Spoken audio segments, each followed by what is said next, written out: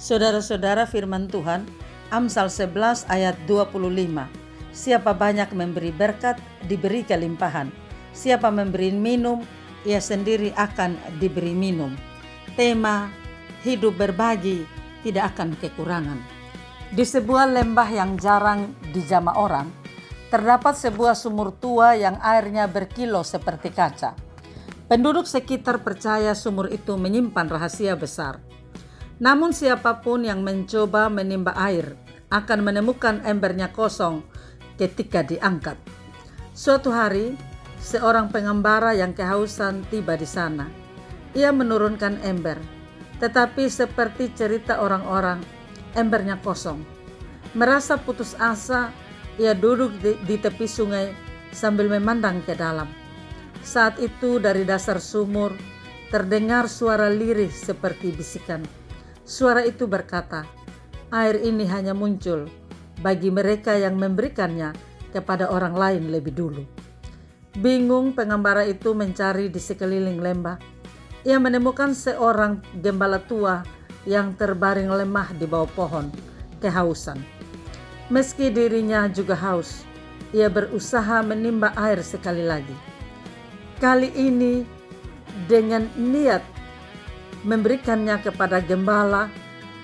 Saat ember terangkat, air jernih memenuhi bejana, berkilau di bawah cahaya matahari. Pengembara itu memberi minum sang gembala, lalu kembali ke sumur untuk mengambil bagi dirinya. Anehnya, sumur itu kini tidak lagi kosong. Airnya terus memancar, seperti mengalir dari sumber yang tidak pernah habis.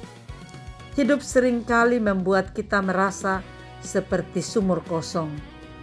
Kita merasa tidak memiliki cukup kekuatan, waktu, atau kasih untuk diberikan kepada orang lain.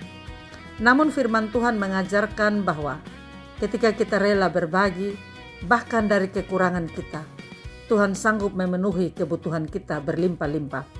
Sama seperti pengembara itu, baru melihat air muncul setelah ia berniat memberikannya kepada orang lain.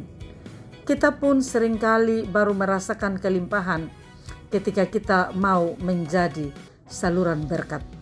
Memberi bukan hanya soal harta, tetapi juga waktu, perhatian, pengampunan.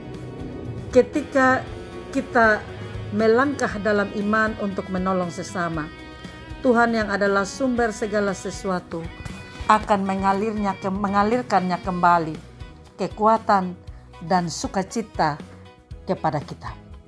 Bagian Amsal ini mengedepankan hubungan perbuatan yang benar. Mana mungkin berbagi kalau punya kita sedikit? Apakah jika lebih baik menghemat untuk kebutuhan diri sendiri? Amsal justru berbeda pikir. Menurutnya ada orang yang hemat luar biasa namun selalu kekurangan. Sebaliknya ada orang yang berbagi tapi menikmati berkat berkelimpahan. Ada banyak orang kaya menggunakan harta untuk menolong orang yang membutuhkan. Namun mari kita belajar untuk mau berbagi dengan orang lain tanpa terlebih dahulu menjadi kaya.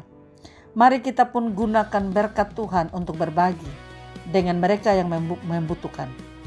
Jadilah saluran berkat dalam hidup kita, karena kita tidak akan pernah kekurangan. Percayalah, Tuhan akan terus memberkati orang-orang yang mau berbagi. Mari kita terus bersyukur dan mau terus berbagi, karena Tuhan telah dan akan terus memberkati kita. Amin. Mari kita berdoa. Tuhan Yesus sumber berkat, firman-Mu mengingatkan kepada kami ketika kami diberkati untuk menjadi berkat. Hidup berbagi, apa saja dalam hidup kami.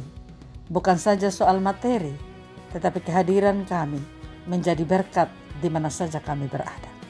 Ajar kami Tuhan memiliki hati yang peka dengan sekeliling dan sekitar kami. Ajar kami bahwa hidup kami diberkati untuk menjadi berkat.